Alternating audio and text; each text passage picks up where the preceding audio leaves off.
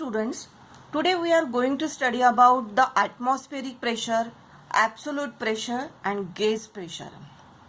Okay, now first of all, what is atmospheric pressure? Atmospheric pressure क्या होता है? This atmospheric pressure is nothing but the pressure due to atmosphere. Atmosphere के वजह से जो pressure create होता है उसको एटमॉस्फेरिक प्रेशर कहा जाता है. अगर दिस इज योर अर्थ.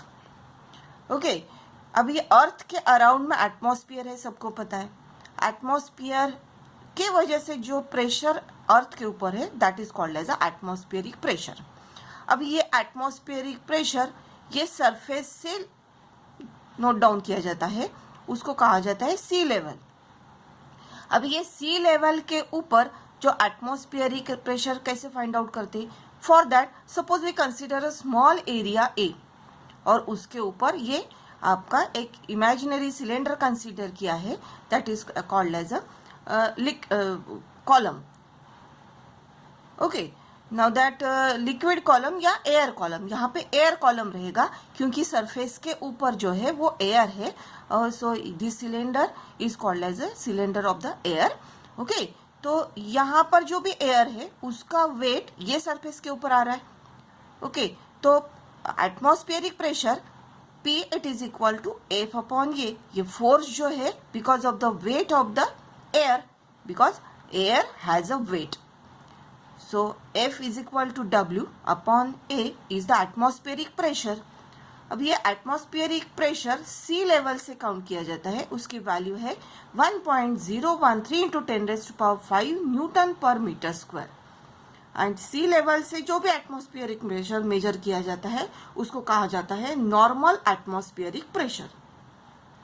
अभी जैसे जैसे आपने सी लेवल से, ये surface level is called as a sea level, sea level से अगर जैसे जैसे आप ऊपर जाओगे तो एयर की डेंसिटी कम हो जाती है. Density of the air decreases या एज हाइट इंक्रीजेस. तो हाइट इंक्रीज हो गई तो एटमॉस्फेरिक प्रेशर डिक्रीज होता है. हाइट इंक्रीज हो गई तो एटमॉस्फेरिक प्रेशर डिक्रीज होता है because density decreases as height increases. Okay, तो ये वैल्यू आपको ध्यान में रखना है. That pressure due to atmosphere is the atmospheric pressure. अभी ये प्रेशर कौन कौन सी ऑब्जेक्ट के ऊपर लग सकता है? सी यार, एक कोई भी अगर आपकी एक बॉटल है, बॉटल के ऊपर का ढक्कन निकाल लिया है तो उसके ऊपर जो भी प्रेशर लगेगा that is called as atmospheric pressure.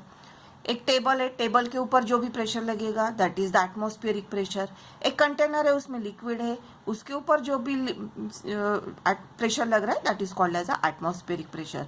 Means on each object atmospheric pressure acts. Is it clear to you? Now अभी वैक्यूम वर्ड आपने तो बहुत बार सुन लिया है, लेकिन एग्जैक्ट वैक्यूम क्या होता है? सी यार, vacuum is nothing but if the pressure is less than atmospheric pressure is called as a vacuum. जैसे अगर ये एक बॉटल है, बॉटल के ऊपर आपको पता है कि एटमॉस्फेरिक प्रेशर लग रहा है, ठीक है. ये प्लास्टिक की बॉटल है, उसको अगर आपने प्रेस किया, प्रेस करने के बाद उसके इसमें जो भी एयर है वो निकल गई, तो यहाँ पे बॉटल एम्प्टी हो गई. तो एम्प्टी होने के बाद यहाँ का प्रेशर कम हो गया. सो उसका जो भी प्रेशर रहेगा it is less than atmospheric pressure. So that is called as a vacuum. अभी एक दूसरा वर्ड आता है that is what is absolute vacuum. अब एब्सोल्यूट वैक्यूम क्या होगा? अगर ये बॉटल में कोई भी मैटर प्रेजेंट नहीं है, कुछ भी प्रेजेंट नहीं है, नॉट सिंगल एटम और मॉलिक्यूल, और जो भी प्रेशर अगर लेस देन एटमॉस्फेरिक प्रेशर हो गया then that pressure that is called as a absolute vacuum. Okay, now next one, what is absolute pressure and what is gauge pressure? ये absolute pressure is nothing but the sum of atmospheric pressure plus gauge pressure. ठीक है. अब ये gauge pressure आपको पता होना चाहिए कि gauge pressure क्या होता है. atmospheric pressure is the pressure due to atmosphere. ठीक है. अब gauge pressure क्या होता है वो देखते. उसके लिए एक एग्जाम्पल लेते हैं अपन. सपोज ये आपका एक टायर ट्यूब है, ठीक है. इनिशियली उसमें हवा नहीं है, वो एम्प्टी है. तो एम्प्टी टायर ट्यूब के ऊपर क्या लगेगा, एटमॉस्फेरिक प्रेशर लगेगा, ठीक है। उसके अंदर में एटमॉस्फेरिक प्रेशर रहेगा, जो गेज प्रेशर गेज रहता है, यानी प्रेशर मेजर करने वाला इंस्ट्रूमेंट यहाँ पर लगाने के बाद आपने जब भी हवा भरने के लिए गए होंगे तो एक छोटा सा गोल वाला इंस्ट्रूमेंट रहता है उनके पास, तो उसके ऊपर अगर देखें तो वहाँ का रीडिंग 0 रहेगा, ठीक है, जब भी टायर ट्यूब एम्प्टी है। अभी उसके इसमें अगर आपने हवा भर दी, हवा भरने के बाद वो फूल गया, फूलने के बाद जो भी गेज मीटर रहेगा, प्रेशर गेज वाला वो मीटर रहेगा, उसका जो भी पॉइंटर रहता है वो स्लाइटली कुछ रीडिंग दिखाता है, ठीक है। Means tyre tube filled with air, अब उसके अंदर में एयर है, अब वो जो भी एयर भरने का बाद वाला जो प्रेशर रहेगा that is nothing but your gauge pressure, okay, gauge pressure. अभी gauge pressure plus atmospheric pressure, बाहर से जो भी है वो एटमॉस्फेरिक प्रेशर है और अंदर जो भी हवा भर गई तो that is gauge pressure, okay, so that is called as a absolute pressure. So absolute pressure it is equal to atmospheric pressure plus gauge pressure.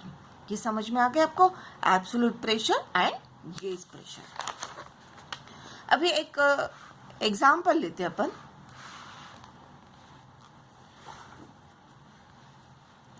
अभी एग्जाम्पल लेते, सपोज ये कंटेनर है फिल्ड विथ लिक्विड, उसमें एक liquid भरा हुआ है और यहाँ पर एक पॉइंट कंसीडर करते हैं अपन, ये हो गया आपका water level, okay, free surface हो गया वाटर का या लिक्विड का, उसके ऊपर जो भी प्रेशर लगेगा that is called as a atmospheric pressure. अब यहाँ पर ये पॉइंट जो भी कंटेनर के अंदर वाला लिए अपने, that point is at a height as from the free surface, तो उसके ऊपर जो भी प्रेशर रहेगा, we know the formula that ये लिक्विड कॉलम है उसके ऊपर, इसके वजह से जो भी प्रेशर लगता है, लास्ट क्लास में अपने देखे थी, जो भी प्रेशर लगता है due to liquid column it is nothing but rho g h, pressure due to liquid column, and that liquid column से जो भी प्रेशर है it is called as a gauge pressure, okay. So gauge pressure it is equal to rho g h, rho is the density of the water, g is the acceleration due to gravity और h is the height, यानी free surface से ये point की जो भी height रहेगी, जितनी भी डेप्थ में वो रहेगा, उसका इनका सबका product that is gauge pressure, okay. अब एब्सोल्यूट प्रेशर कैसे फाइंड आउट करोगे, absolute pressure it is equal to atmospheric pressure plus gauge pressure, तो gauge pressure rho g h है, okay. Is it clear to you? Now we study what is the pressure due to imaginary cylinder of the fluid. ये आपको एक container लेना है, container में आपने एक इमेजिनरी सिलेंडर कंसीडर किया है जो कि ये लिक्विड के अंदर है, तो इसके ऊपर क्या प्रेशर लगेगा, suppose we consider this is the cylinder, उसकी हाइट h है, ठीक है, उसके दो सरफेसेस है, यहाँ पर ये ऊपर का सरफेस है और नीचे का सरफेस हो गया। अब ऊपर के सरफेस के ऊपर उनका एरिया a है, दोनों का एरिया a है, ये सिलेंडर है, इसका हाइट h है। अब अभी अपन ऊपर का सरफेस देखते, ये सरफेस के ऊपर a is the area of this, force F1 लगेगा। अब ये F1 फोर्स कौन सा रहेगा, ये सरफेस के ऊपर वाला जो लिक्विड है उसका फोर्स F1 लगेगा, ठीक है। अब ये नीचे वाला सरफेस लेते, उसका एरिया अगर a है, उसके ऊपर कौन सा फोर्स लगेगा, एक अपवर्ड फोर्स है, ये डाउनवर्ड फोर्स हो गया, यहाँ का लिक्विड से के वजह से जो भी लिक्विड का फोर्स लगेगा F1, और नीचे वाला जो लिक्विड है वो अपवर्ड फोर्स लगेगा उसके वजह से, ये सरफेस एरिया के ऊपर वो F2 हो गया, ओके। और इसके ये सिलेंडर के अंदर में जो लिक्विड है उसका जो वेट रहेगा, उसका weight it is equal to m into g, because m is the mass of this liquid, उसके अंदर में जो भी लिक्विड है उसका मास m है, और एक्सेलरेशन ड्यू टू ग्रेविटी, यानी ये वेट जो है वो डाउनवर्ड डायरेक्शन में लगेगा। अभी देखो downward direction weight is nothing but force ही हो गया, तो अभी डाउनवर्ड डायरेक्शन में कौन कौन से फोर्सेस हो गए, ये F1 वाला और ये m इंटू जी वाला, F1 प्लस m इंटू जी, ये फोर्स डाउनवर्ड डायरेक्शन में है और अपवर्ड डायरेक्शन में F1 फोर्स है। ओके, अभी देखते ये सरफेस के ऊपर क्या प्रेशर लगेगा। Pressure suppose we consider P1 is the pressure, P1 is equal to ये फोर्स F1 और एरिया अपॉन एरिया A, और ये सरफेस के ऊपर प्रेशर कौन से रहेगा, P2 pressure, it is equal to F2 upon A। Okay, now see here, P1 is equal to F1 upon A, so F1 is equal to what, F1 is equal to this P1 into A, and F2 it is equal to what, F2 is equal to P2 into A। okay, now see this fluid, ये जो भी liquid है, it is in a static equilibrium because the forces are balanced। ये जो downward forces है, they are balanced by this upward force।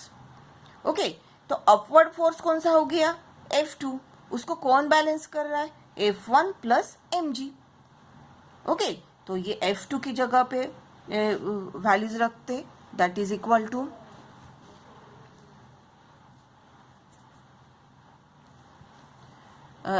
P2 into A, F1 की जगह पे P1 इंटू A हो गया,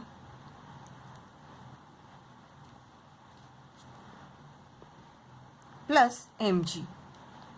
ये अभी सभी जगह पे A। One more thing, rho is equal to mass upon volume पता है, so m is equal to क्या हो जाएगा, rho into v, m is equal to rho into we.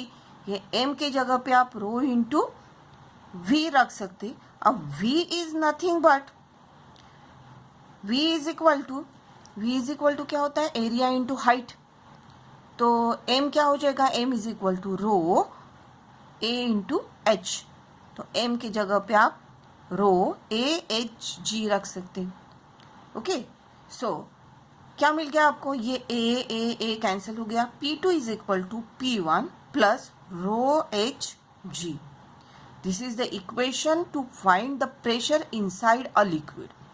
अगर ये सिलेंडर आपने पूरे लिक्विड के अंदर कंसिडर किया तो क्या हो गया, आपको इक्वेशन मिला, equation to find the pressure inside the liquid P2, यहाँ पर प्रेशर कितना रहेगा, P1 plus rho h g. Is it clear to you. Second case consider करते हैं अपन। सेकेंड केस क्या है आपकी, अगर ये सिलेंडर का ऊपर का सरफेस ये फ्री सरफेस के पास है, ओके, और उसके सेकेंड केस क्या हो जाएंगी, दैट इज ये जो भी सिलेंडर है लिक्विड कॉलम, आपने फ्री सरफेस को, एक सरफेस टच है, ठीक है, और दूसरा लिक्विड के अंदर है। ये सिलेंडर की हाइट होगी h। अभी देखो ये ऊपर का जो भी सरफेस है उसके ऊपर कौन सा फोर्स एक्ट हो रहा है, atmospheric pressure. Atmospheric pressure P0 हो जाएगा, दैट इज वो फोर्स कंसीडर करेंगे F0, that is force due to atmosphere, so F0 upon A is the pressure on this surface। अब नीचे जो भी एरिया कंसीडर किया आपने वही सिलेंडर का, उसके ऊपर कौन सा फोर्स एक्ट हो जाए, यहाँ पर जो भी लिक्विड है उसके वजह से जो अपवर्ड फोर्स लग रहा है उसको अपन F बोलेंगे। सो प्रेशर क्या हो गया, P is equal to F upon A। Okay, तो यहाँ से अपन फर्स्ट इक्वेशन ले सकते हैं, F0 it is equal to P0 into A, और F it is equal to P into A। अभी देखो ये जो भी लिक्विड है वो स्टैटिक इक्विलिब्रियम में है, तो ये दोनों फोर्सेस बैलेंस हो जाएंगे। यहाँ पर भी जो भी लिक्विड है उसका वेट डाउनवर्ड डायरेक्शन में है, तो डाउनवर्ड फोर्स जो हो जाएगा F0 प्लस mg। सो और अपवर्ड फोर्स F, ये सब बैलेंस हो गए, तो F it is equal to F0 plus mg। F के जगह पे आप PA लिख सकते, F0 के जगह पे P0A, और M के जगह पे अभी ऊपर में देखा था M it is equal to rho AH, तो rho AH into ji.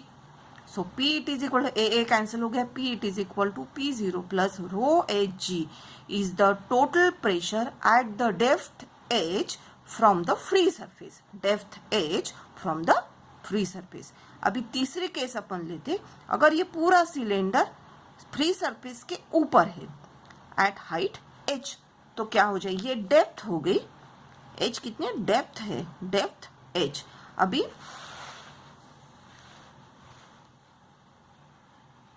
Next one, to find the atmospheric pressure at a distance d above the liquid surface. ये h जो हाइट है अपन अभी d से डिनोट करेंगे। अभी ऊपर में एयर है, ये सबको पता है, तो रो जो भी मिलेगा वो डेंसिटी ऑफ एयर कंसीडर करना पड़ेगा। तो अभी देखो, ये ऊपर का जो भी सरफेस है, ये लिक्विड कॉलम सिलेंड्रिकल लिया, यहाँ पे जो भी एयर है उसका weight it is equal to m into g हो गया, it is acting in a downward direction. यहाँ पर जो फोर्स डाउनवर्ड डायरेक्शन में आ रहा है, F force on this area A, so pressure कितना हो जाएगा, P is equal to F upon A। ये जो भी लिक्विड सरफेस है उसका फ्री सरफेस, यहाँ पर प्रेशर कौन सा लगेगा, वो भी एयर से ही लगेगा, सो F0 फोर्स लेंगे अपन A, P0 it is equal to F0 upon A। तो पहला इक्वेशन मिल गया आपको F it is equal to P into A, दूसरा इक्वेशन मिल गया आपको F0 it is equal to P0 into A। Now this F0 force, ये F0 force it is balance by this F plus M into G। सभी values यहाँ पे रख दिए। इतना ये ध्यान में रखना है, ये डेंसिटी आपकी एयर की आएंगी। सो P0 minus this rho density of air D into G is equal to P, that is atmospheric pressure at a distance D above the liquid surface. Okay, is it clear to? Now एक simple ये last वाली दो cases जो है वो अपन देख लेते। Means देखो, यहाँ पर एक कंटेनर है, कंटेनर में लिक्विड है, ऊपर एयर है, एयर का प्रेशर P0 हो गया, नीचे प्रेशर P है। सो अगर सिलेंडर सरफेस से नीचे है तो कौन सा फॉर्मूला आएगा, P is equal to P0 plus density of liquid G into H। और अगर ये सिलेंडर ऊपर में है, ये पॉइंट का प्रेशर निकालना है लिक्विड के ऊपर, फ्री सरफेस के ऊपर वाला, तो यहाँ पे P it is equal to P0 minus density of air G into D। Is it clear to you? ये दोनों फॉर्मूले ध्यान में रखना है और नेक्स्ट इसमें अपन न्यूमेरिकल सॉल्व करेंगे इसके ऊपर। Thank you.